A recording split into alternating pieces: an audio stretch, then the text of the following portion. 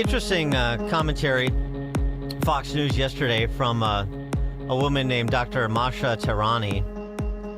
She is with an organization called the National Union for Democracy in Iran. She's a dissident living in this country, as one can imagine. And she points out the great hypocrisy of the mullahs in Tehran and all of their sympathizers in this country. You know, the men and women of the left, basically. Exactly, John. This is a prime example of the hypocrisy of the double standard of the Islamic regime. You know, if America is the great Satan, why do you send your offspring and loved ones here? A few years ago, Mahsa Amini, who was that young Persian woman who was detained by the regime's police, and she was beaten to death because a couple of strands of her hair were showing. And then yet you have the same regime officials' children here enjoying what we have in the U.S., our free dress code, our amazing academic institutions, our basic human rights that their counterparts back in Iran, unfortunately, can't enjoy. And what's really concerning to me, John, is that isn't this a national security threat when you have these regime affiliates coming into close contact with our laboratories, our research facilities here, our developing technologies? So I think the Secretary of State is doing a great job honing in on these people. But on the same token, I also want to mention there is a group of Iranian students who are here on visa who did everything right and love America, love American values, and they actually go on to become great contributors to our society. Yeah, well, that's how we're supposed to make distinctions between those who want to contribute, those who believe in peaceful pluralism, those who want to be productive, those who swear allegiance to America, and those who swear allegiance to that tyrannical regime in Iran. But it's a lot bigger than just a handful of high-profile scions of Islamists that were operating freely in institutions of alleged higher learning in this country. This was pegged at maybe 3,000 to 4,000 Iranians in this country that are being looked at by the Secretary of State and his team for the purpose of distinguishing who should stay and who should go based on those qualitative criteria, which is exactly how we should do things, generally speaking, not limited to this subset of the immigrant population or the student visa population. What she said is right on point. As to the larger issue, important briefings yesterday from both the White House spokeswoman, Caroline Leavitt, as well as Hegseth and Chairman of the Joint Chiefs of Staff's Dan Kane. First, Leavitt, and just the whole thing as to whether or not this 10-point plan, or one of the 10-point plans that were being bandied about, that included things, as we discussed, that, of course, the Trump administration could never agree to. Well, yeah, chill out. Nobody's agreeing to anything. The Iranians originally put forward a 10-point plan that was fundamentally unserious, unacceptable, and completely discarded. It was literally thrown in the garbage by President Trump and his negotiating team. Many outlets in this room have falsely reported on that plan as being acceptable to the United States, and that is false. With the president's deadline fast approaching and the United States military completely decimating Iran with each passing hour, the regime acknowledged reality to the negotiating team. They put forward a more reasonable and entirely different and condensed plan to the president and his team. President Trump and the team determined the new modified plan was a workable basis on which to negotiate and to align it with our own 15-point proposal. The president's red lines, namely the end of Iranian enrichment in Iran, have not changed. And the idea that President Trump would ever accept an Iranian wish list as a deal is completely absurd. The president will only make a deal that serves in the best interests of the United States of America. And he as a negotiating team will focus on this effort over the next 2 weeks. And Hegseth saying that, armed forces are going to be hanging out for a while to ensure the ceasefire includes ceasing fire, which was not the case yesterday. Yeah, we'll be hanging around. We're not going anywhere. We're going to make sure Iran complies with this ceasefire and then ultimately comes to the table and makes a deal. So we'll stay put, stay ready, stay vigilant, as the chairman laid out. Our troops are prepared to defend, prepared to go on offense, prepared to restart at a moment's notice with whatever target package would be needed in order to ensure that Iran complies. As far as the Strait, you saw the initial agreement that was struck, which is Iran's letting ships go through. So that will be happening. They will be sailing. And ultimately, as the president, I mean, we've done an incredible job militarily inside the Strait of Hormuz. Yeah, although then they weren't letting ships go through.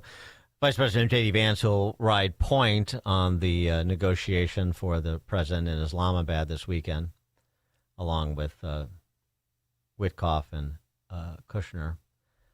Offered this preview. The United States accomplished its military objectives. What we know is the United States could have imposed significant additional military and economic costs on Iran and still has the capacity to do so. But we thankfully, at this point, I think, have a ceasefire, thanks to the leadership of the President of the United States. The Iranians promising to open the Straits of Hormuz, and we have a negotiation that's supposed to start this weekend. That's the truth. I think it's a good first step. We're going to see if we can make more progress here in the days to come. For more on all this, please be joined by Cliff May, president of the Foundation for Defense of Democracies and foreign affairs columnist for the Washington Times as well. Cliff, thanks for joining us. Appreciate it. Good to be with you, Dan. So the framework for this weekend's discussions, it seems essentially Caroline Leavitt was saying, look, the president's red lines haven't changed. There's other things he would want, and so you've got a 15-point list. If I could have everything under the sun, here's what that looks like. But his red lines haven't changed, and maybe the Iranians have. Well, yes and no. I mean, the Iranians have lost significant capabilities. Their intentions are as bad as ever. There are no maximum ordnance penetrators that can change their intentions. We've known their intentions for 47 years. They've stated them as clearly as they can. Death to America. And that's their intention. What have they been doing over the past 47 years? Building their capabilities to achieve that goal. What has that meant? It meant going for nuclear weapons. And even since last June's 12-day war, digging under Pickaxe Mountain because they wanted a place to put their centrifuges to enrich uranium beyond the reach of American B-2s and those MOPs, the maximum ordnance penetrators I mentioned, and building up their missile and drone arsenal to the point where even if you destroy thousands of them, as we have, they still have plenty left. When we talk about them closing the Strait of Hormuz, all they're doing is saying, we have drones. If we see a ship in there, we'll hit it, and then the ships don't come. Right, but I mean, with respect to the enriched uranium and the nuclear dust from the strikes last June that Trump referenced. So what is new there when Trump is talking about, in coordination or collaboration with the Iranians, we are going to get that nuclear dust, the residual from the bombings of those nuclear sites from last year. And one of his red lines is also that enriched uranium, that weapons-grade uranium that the Iranians possess, that has to be secured in American hands as well. Yeah, what we're really talking about, this is called HEU, highly enriched uranium. I think it's about 60%. I think it's all, as far as we know, all of it is buried under rubble. That doesn't mean it can't. I mean, it's not sitting on a shelf waiting to go. It's under rubble. Doesn't mean it can't be retrieved by them. That would be bad, though, believe me, we have satellites watching that. The Israelis have satellites watching that. We would like to see that taken out and in our possession or destroyed or utilized for something else. It's a difficult project because if it's way under this rubble, because the sites have been bombed, you may need equipment to do it. And if you try to bring in troops to do it, the IRGC, the Islamic Revolutionary Guard Corps, would come and say, let's see if we can shoot you while you're doing it. As part of this negotiation, we'll figure this out. Yeah, okay, because the way he presented it, and I understand, how he presents things, was it seemed like there was sort of an agreement that there was going to be collaboration to remove, when that's something that that is on his hit list for this weekend. Yes. You heard him do this before on many occasions. He has how shall I say, Dan, an idiosyncratic way of communicating. Yes.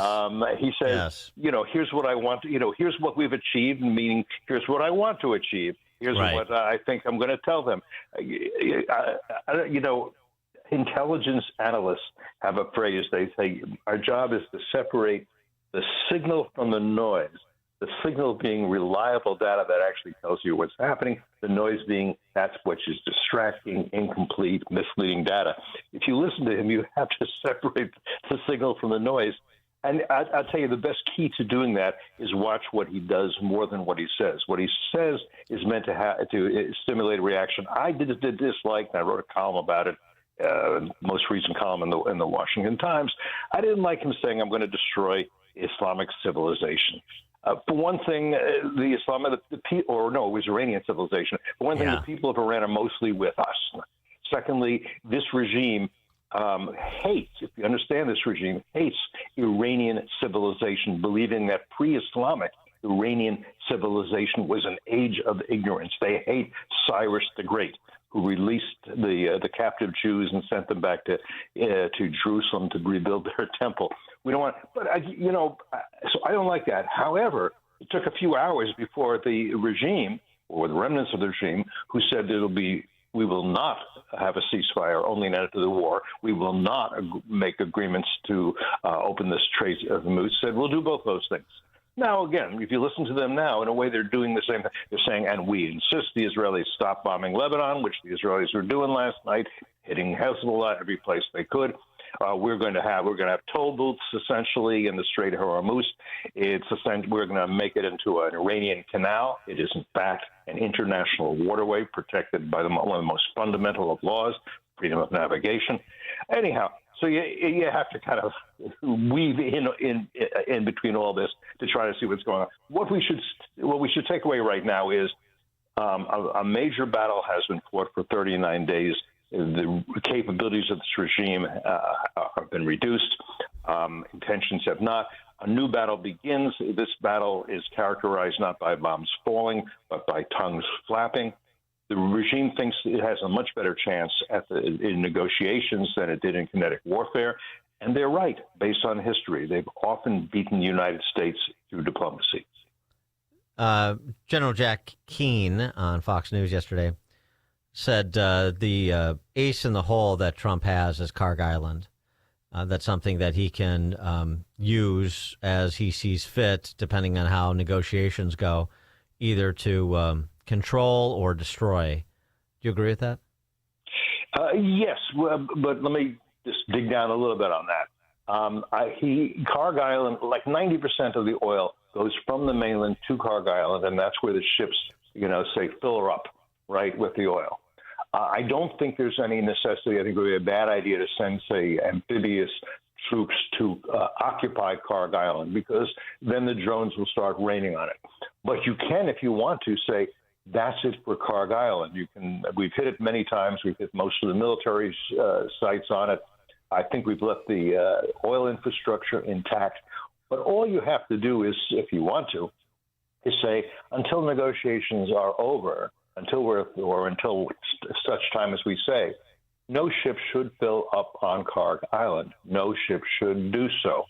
Why? Because if a ship attempts to do so, we will sink that ship before it reaches Carg Island. Or, alternative, let the ship fill up, let it sail through the Strait of Hormuz, let it get into the Arabian Sea, and then stop it, board it, take the oil, put it on the market, use the proceeds, the revenue from that oil, maybe for reparations to, the Emirates, maybe to the U.S. for this war. Or if you want to be a really nice guy, put it into escrow for a regime that is more pliable in the future. But I don't think there's any reason to have troops on Carg Island. I don't think there's. I don't see. I'm not talking to military people I talk to. That there's a lot of advantage to that. You can achieve everything you want to do without having shall we say again, boots on the ground on Carg Island.